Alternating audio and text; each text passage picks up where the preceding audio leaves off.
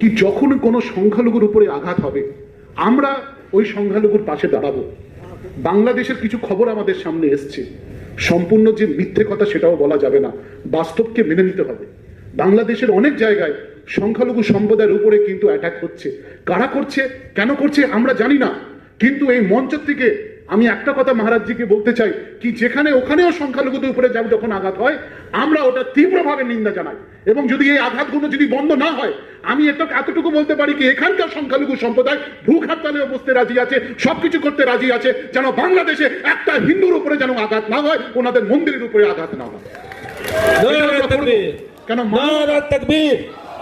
মানবতা আমাদের হুজুর সাল্লাল্লাহু আলাইহি ওয়াসাল্লাম আমাদেরকে শিখিয়েছেন, আমরা ওটার পাশে দাঁড়াবো। আমরা তখন ধর্ম দেখবো না, কারো ধর্মীয় স্থানের উপরে যদি কোনো রকমের আঘাত হয় সেটাও আমরা তীব্রভাবে নিন্দা জানাবো।